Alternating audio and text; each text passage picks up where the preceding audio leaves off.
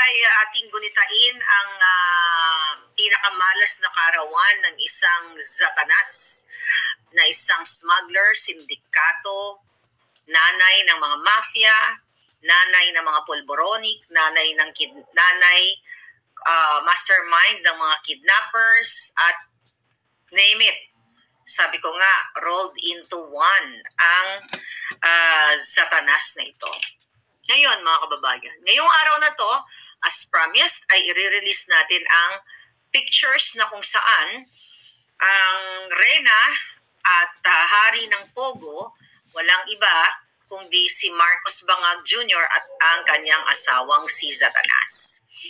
Kung nasusundan ninyo yung hearing dyan sa Pogo na kung saan dinidikdik nila si dating spokesperson Harry Roque na dinidiin dito kay Cassandra Ong na isa siyang representative o empleyado ng Whirlwind Corporation na isang service provider, ay talagang gusto nang i-convict ng mga jutang ginimes na kung mga legislators. Okay, si Harry Roque. So, paulit-ulit na sinabi ni Harry Roque na siya lamang ay nag-abogado o nagpatulong itong si Whirlwind Corporation na kung saan at sinamahan niya nga ito ang kanyang kliyente doon sa PAGCOR, right? Para sikasuhin yung mga payment, okay, na hindi niremit nitong certain Dennis Cunanan na representative din, okay, nitong PAGCOR na ito. Kaya naman talagang gusto nilang gisahin ng bonggang-bongga itong si Harry Roque, at paulit-ulit na sinabi ni Harry Roque na siya ay hindi abogado ng Lucky South 99. Okay? Doon kung saan may nakita during the raid doon sa PAGCOR na ipaliwanag din ni Harry Roque yung kanyang bank statement kung saan ay yung kanyang dating empleyado o dating staff sa communications sa one of communications people ay tumira doon. So for sure narinig yun na naman yung mga ganong klaseng paliwanag niya, and also yung recently nga ay na-raid yung property na kung saan isa sa part owner si Harry Roque. So doon sa Pogo, mga kababayan, hearing na yon ay talagang gustong idiin ang mga kaalyado o dating kaalyado ni Pangulong Duterte. At doon din, di ba, napanood ninyo, pinagpiestahan itong si Alice Go na to, o Alice Go, okay, na kung saan nakatakas na nga dyan sa immigration, nakalabas na ng bansa. At malinaw pa sa sikat ng araw, nakasabwat ni Alice Go etong gobyernong Bangag. Kasi hindi yan makakatakas, yan ay yung hearing nila dyan, yan ay pawang sarsuela o palabas lamang. Dahil kung talagang itong si virus, dahil kasabwat na ngayon, dilawan at saka pulan, lahat ng mga hegemonyo magkakasabwat na, hindi makakatakas si Alice Go kung ito ay ginawa ng gobyerno ang kanilang trabaho para panagutin ang mga dapat managot. Pero itong Harry Roque, gustong idiin ng mga jutang ginimes na hindi naman nila mapatunayan na si Harry Roque ay abogado nitong ng Pogo, okay, sa Porac, Pampanga. Hindi nila mapatunayan, mga kababayan, at sabi nga ni Harry Roque dyan, ay gusto nga niyang wala naman daw problema kung siya ay kunin ng Pogo owner na abogado. Kasi, as a lawyer, trabaho niya yan, di ba? Kung yung mga kriminal nga, may abogado, di ba? Niya yun? Profession niya yun. Now what? Ngayong araw, mga palangga, okay? Papakita natin sa inyo, okay? Ito sa YouTube and Facebook. Pero gusto ko lang sabihin, itong picture na ito ay ma-download ninyo sa ating Facebook account sa Boljakan. Alright?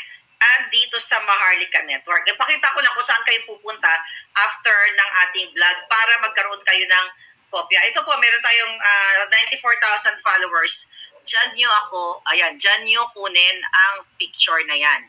Ayan, boljakan. Diyan nyo kunin ang picture kasi may label ito.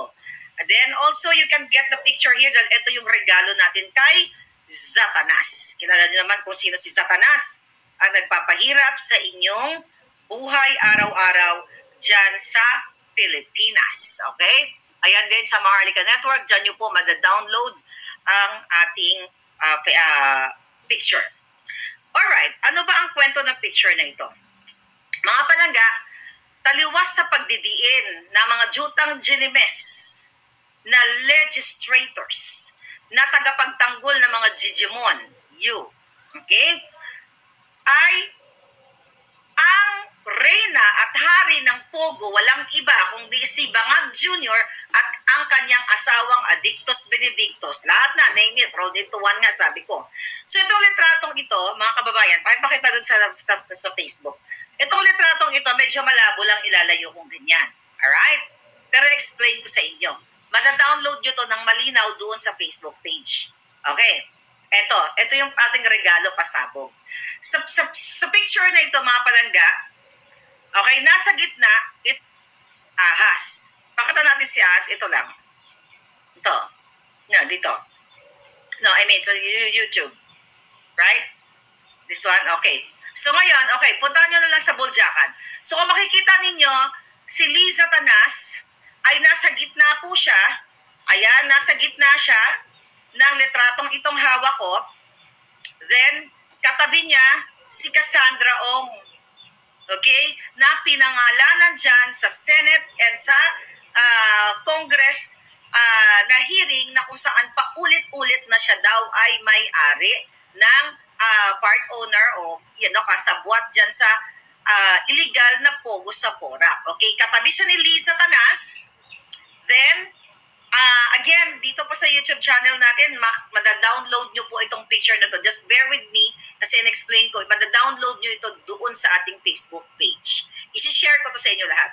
So dito sa litratong ito na sinasabi kong regalo natin kay Satanas para patunayan nyo sa buong mundo, sa buong Pilipinas, kung sino talaga ang hari at reyna ng illegal na Pogo. Okay? Sa litratong ito, makikita niyo, ulitin ko, sa kanan ay si Cassandra Ong, ay yun yung sinasabi ni Harry Roque na kanyang kliyente na isa sa representative o empleyado ng Whirlwind Corporation. Sa gitna ay si Satanas, sa kaliwa niya ay si yung Rainier Chu, okay? Nasa tabi ni Cassandra Ong. Tapos yung katabi ni Satanas ay asawa ni Rainier Chu, tapos si Bangag Jr. Si Bangag Jr. at saka si Rainier Chu. Okay, tingnan muna natin kasi nasabihin ko sa inyo kung ano yung kanilang mga role dito. Okay, dito sa litratong ito makikita mo si Noel Stanislao, retired general na kaibigan ni Kuting. Makikita din si Jetro Dionisio, yung nagsushoot-shoot. I don't know kung ano yung kanyang participation dyan. But sinasabi ko lang, itong litratong ito ay hindi ito AI, hindi ito deepfake. Okay? Makita dito sa litratong ito si Noel Patrick Prodente, former BOC official. Then, si Jose Maria Ortega, o kilalang Pepe Ortega, na ngayon ay PAGCOR director na si Satanas ang nag-appoint dyan at si Bangag.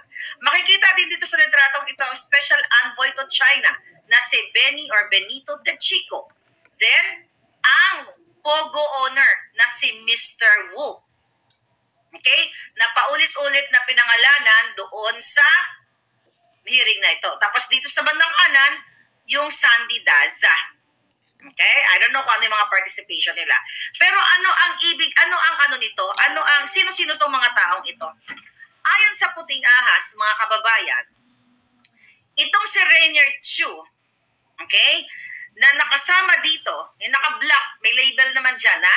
Itong si Rainier Chu ay kababata at BFF ni Bangag Jr. Ano ang kanyang role? Siya ay taga-ayos ng Pogo Ops.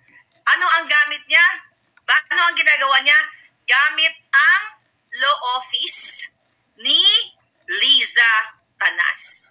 So mga kababayan, ayon sa ating informer, mula 2016 to 2022, okay, ang mga anumang mga negosyo na pasukin ng mga Chinese na yung mga Chinese naka-white may label, di ba? Yung naka-white si Rainier Chu. Okay?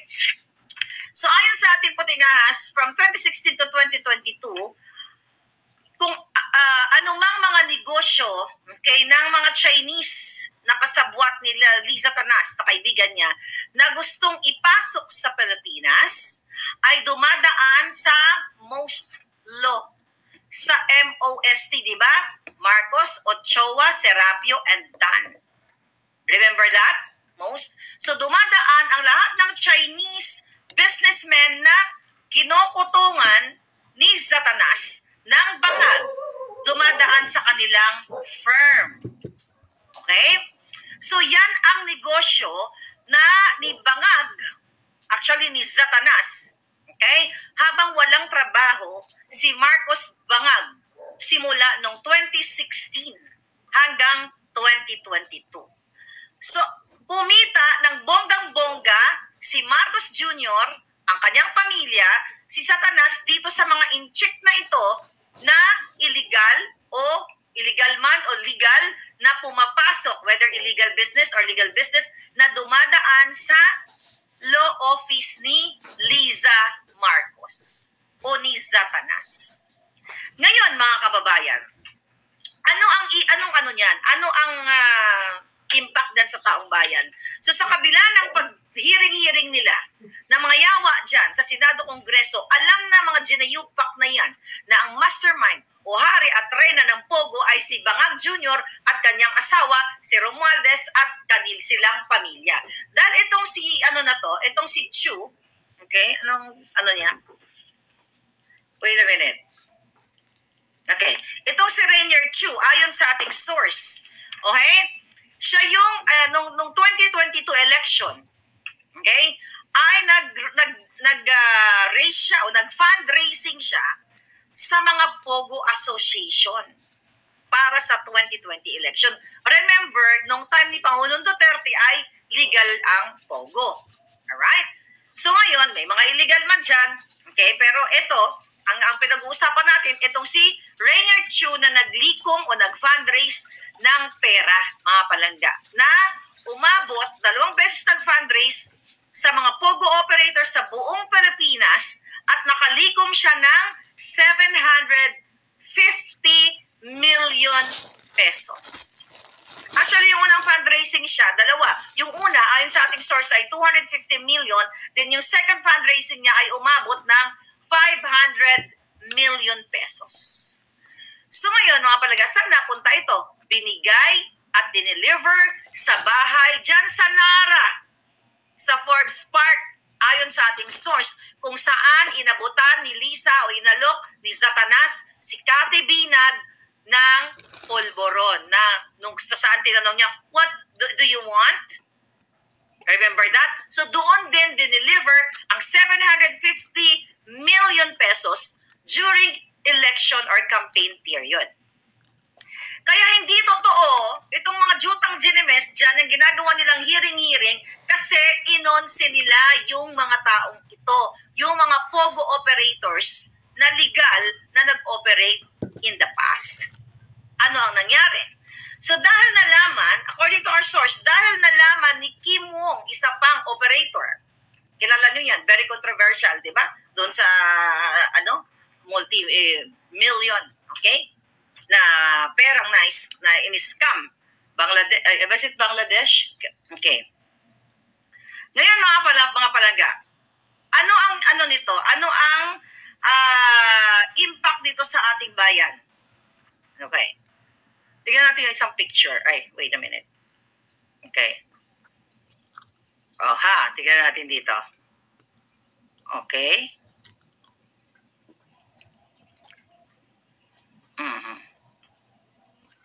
Tingnan ko lang kung may bagong message. Okay. Yeah. So ngayon mga palangga, so dahil nalaman ni certain Kim Wong ayon sa ating source mga pala, Kim Wong actually, na nag-raise ng total of 750 million, itong mga Chinese businessmen, particularly Pogo, ay tinapatan niya ng 750 million. Ano ba naman yung 750 million pesos dito sa 17 million dollar na $17 million na inasangkot dun sa Bangladesh scam. So anyway, binigyan, ayon sa ating source, binigyan ang mag-asawang salot sa lipunan ng 750 million para lang what? Para tablahin sila Rainier Chu, sila Mr. Wu, at iba pang mga Pogo operators para pag sila ang naupo ay wag i-renew ang kanilang license to operate dito sa Pogo sa Pilipinas. So ibig sabihin, napaka-traidor talaga ng mag-asawang bangag at mag-asawang salot sa lipunan. Bakit kamo? Imagine nyo, binigyan sila ng 750 million. Pero tinapatan ni Kim Wong, ayon sa ating source, so nakalikom sila nakakulimbat sila ng total of 1.5 billion. 1.5 billion pesos ang kapalit ng 750 na tinapat, wag i-renew ang kontrata nila Mr. Wu, mga palangga. Mr. Wu. Okay?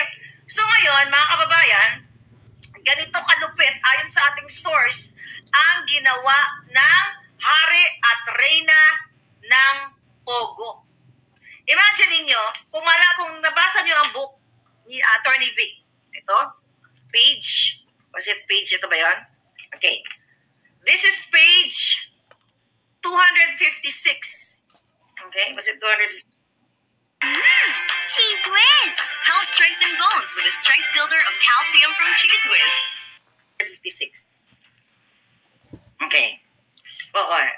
I think, no. Page 255. Dito sa librong ito, ng Kingmaker, okay, ni Attorney Vic, sinabi ko na rin ito, na supposedly ang i-appoint, ang first choice o personal choice ni Bangag Jr. para sa PAGCOR ay si Ram Antonio. Pero dahil nakipagsabuatan ay nangako si Satanas dito sa kay Kim Wong at iba pang mga kasabwat.